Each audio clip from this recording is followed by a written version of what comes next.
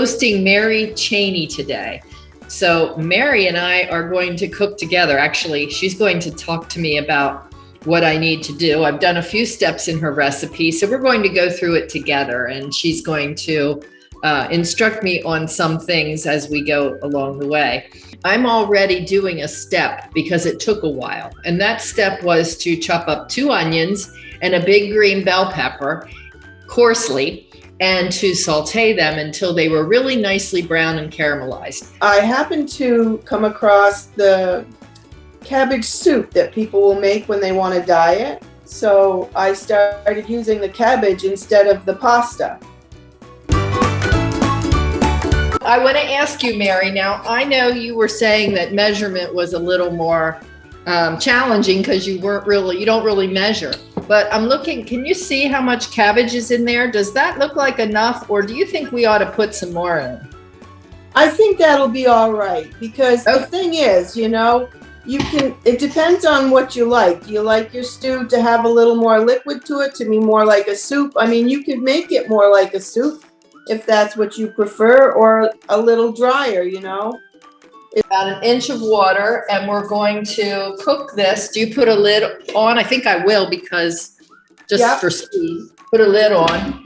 And do we salt it or do anything like that at this point? I never use any salt. I don't add any salt because there's enough in the tomato sauce. Sit in the colander for a few minutes so that it really drains, because the cabbage will hold water. Like, there's just so many little pieces that it'll hold water. So I'll kind of shake it up and make sure it's drained well, because I really don't like additional water. It makes things too watery for me. And the same with the diced tomatoes. I make sure and squeeze all the water out of them. You had me really squeeze the water out of the tomatoes.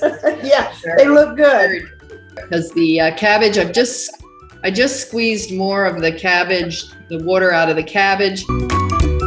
Now I'm going to go ahead and add this cabbage, and if you can see that I really got the water out of that. So just put that in there.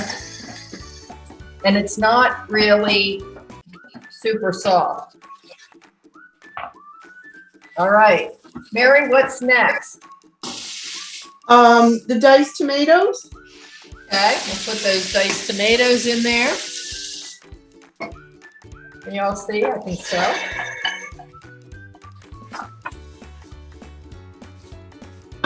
And just, if you can, at this point, you can add anything. You could add mushrooms, some spicy peppers.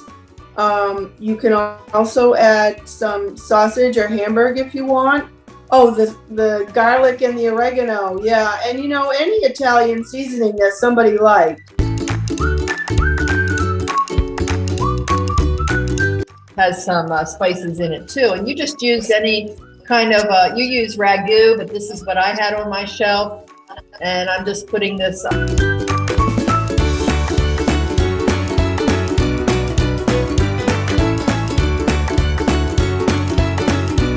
What else do you serve? Would you serve this with some cheese on top, Parmesan cheese or something else?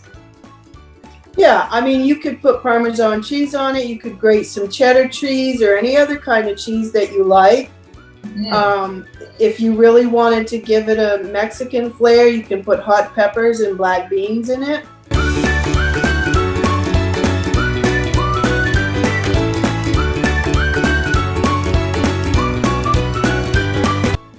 I'm going to try this now while Mary's looking at that. It's delicious.